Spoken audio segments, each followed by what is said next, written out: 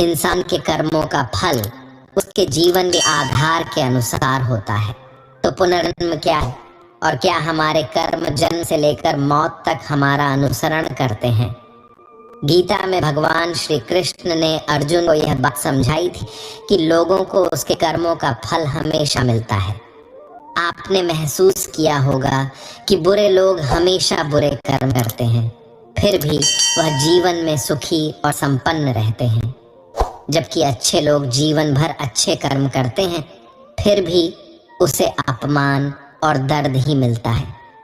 अक्सर लोगों के मन में ऐसा सवाल रहता है कि जो लोग अच्छे कर्म करते हैं वह परेशान रहते हैं, वही जो बुरे कर्म करते हैं वह खुशी से रह रहे होते हैं। अच्छे कर्म करने वाले परेशान होते हैं कि आखिर उन्हें इतनी परीक्षा क्यों देनी पड़ रही है, जबकि जो अधर्म की राह में है वह खुश हैं और जिंदगी का लुत्फ उठा रहे हैं। अक्सर लोग सोचते हैं कि अब अच्छाई का जमाना ही नहीं रहा। अगर आपके मन में भी यह सवाल आया है तो आज आप इसका जवाब सुन लीजिए। ये जवाब वह है जो भागवत गीता में लिखा है और श्री कृष्ण ने अर्जुन को दिया था। भागवत गीता में वर्णित कथा के अनुसार जब भी अर्जुन के मन में कोई दुविधा होती थी तो वह श्री कृष्ण के पास पहुंच जाते थे। एक बार की बात है, अर्जुन ने भगवान श्री कृष्ण के समीप आकर कहा कि वह दुविधा में है और इसका जवाब वह श्री कृष्ण से चाहते हैं। श्री कृष्ण ने पूछा कि क्या सवाल है? अर्जुन ने कहा, मुझे यह जानना है कि अच्छे लोगों के साथ हमेशा बुरा ही क्यों होता है, वहीं बुरे लोग।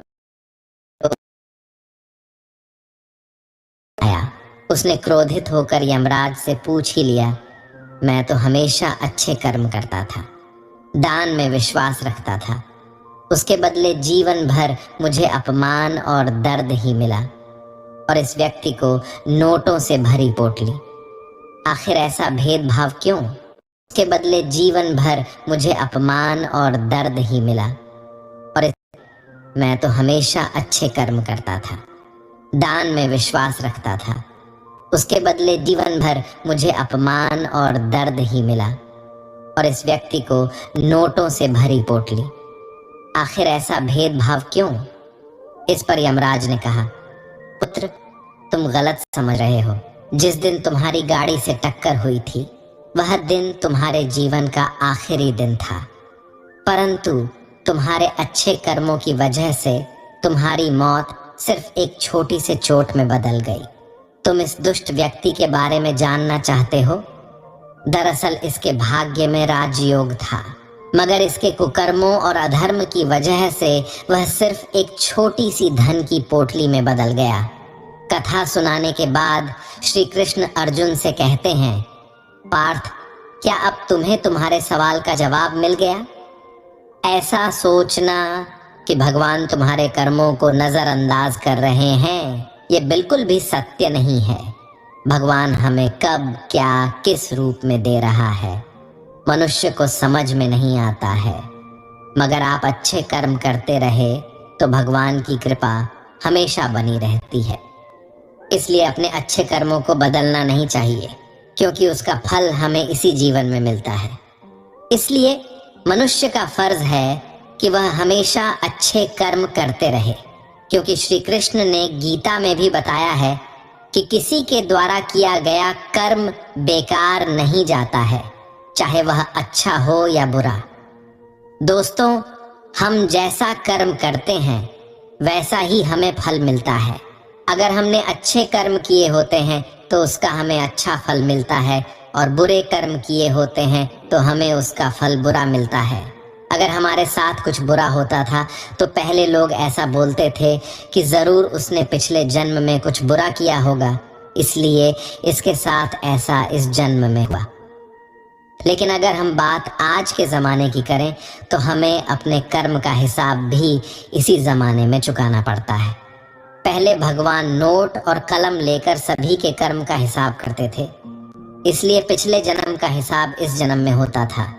लेकिन आज तो इंटरनेट का ज़माना है, इसलिए भगवान भी लैपटॉप लेकर बैठते हैं और सभी के कर्म का हिसाब इसी जन्म में होता है। यह कहानी भी कर्म के बारे में ही है। हमारा जैसा कर्म होता है वैसा ही फल हमें मिलता है। एक छोटे से गांव में एक लड़का रहता था। वह लड़का बहुत ज्यादा गरीब परिवार से था। वह अपनी स्कूल की पढ़ाई करता था और स्कूल के बाद लोगों के घर घर जाकर सामान बेचने का काम करता था। इस तरह घर घर जाकर सामान बेचकर उसे जो भी पैसे मिलते थे उसी में से वह अपनी स्कूल की फीस भरता था। वह लड़का हर रोज की तरह एक दिन स्कूल के बाद दोपहर को सामान बेचने के लिए निकला था। उसे बहुत जोर की भूख लगी थी। उसने यह तय किया कि मैं अब जिस भी घर पर जाऊंगा और सामान बेचूंगा उस घर से पैसे नहीं खाना मांग लूंगा। वह एक घर के पास जाता है और बाहर से दरवाजा खटखटाता है। उस घर में से एक लड़की बाहर निकलती है और वह दरवाजा खोलती है। उस लड़के ने उससे पानी मांग लिया। लड़की ने देखा कि यह लड़का बहुत थका सा है। वह लड़की अंदर जाती है और सोचती है कि यह लड़का बेचारा न जाने कब से इधर उधर सामान बेचता होगा, शायद उसे भूख लगी होगी। लड़की यह सब सोच रही थी और वह उसके लिए पानी की जगह पर दूध का गिलास लेकर उसे देती है। लड़का बहुत भूखा था, इसलिए वह दूध पी लेता है और बहुत खुश हो जाता है। उसे लगता है कि इस दुनिया में अभी भी इंसानियत जिंदा है। लड़का भगवान का धन्यवाद करता है। वह अब लड़की से पूछता है कि आपको मैं कितने पैसे दूं इस दूध के। लड़की ने कहा, मुझे आपसे कोई पैसे नहीं लेने हैं। मेरी माँ मुझे हमेशा ऐसा कहती है कि हमें दूसरों की मदद करनी चाहिए। लड़के ने कहा, आपको कुछ लेना है इस सामान में से। लड़की ने कहा कि आप कुछ मत दीजिए, मुझे कुछ नहीं लेना है। लड़के ने जाते हुए कहा कि मैं आपका दिल से धन्यवाद करना चाहता हूँ क्योंकि आपने मेरी मदद की। इतना बोलते हुए वह लड़का वहां से चला जाता है। कुछ समय के बाद इस लड़के ने अपनी स्कूल और कॉलेज की पढ़ाई पूरी कर ली और वह एक अच्छा डॉक्टर बन गया। ये लड़का अब एक शहर में अच्छे हॉस्पिटल में डॉक्टर था। इधर इस लड़की घर वालों की आर्थिक परिस्थिति दिन ब दिन बिगड़ रही थी। एक दिन ऐसा आया कि यह लड़की बहुत बीमार हो गई। लड़की को उसके घर वाले उसी हॉस्पिटल में ले जाते हैं जिस हॉस्पिटल में यह लड़का डॉक्टर था। उस लड़के के पास यह लड़की का केस आता है। लड़का लड़की का एड्रेस देखता है तो उसे पता चलता है कि यह तो वहीं का एड्रेस है जहां पर मैं अपने स्कूल के समय सामान बेचने जाता था। लड़के को अब उस लड़की को देखकर याद आ जाता है कि यह तो वही लड़की है जिसने मुझे मदद की थी। जब मैं भूखा था तब उसने मुझे दूध पीने के लिए दिया था। लड़का उस लड़की का इलाज अच्छे से करता है और अपनी टीम को भी इसके इलाज में कोई कमी नहीं रहनी चाहिए ऐसा बोलता है। वह लड़की ठीक हो जाती है। अब बारी थी लड़की की हॉस्पिटल का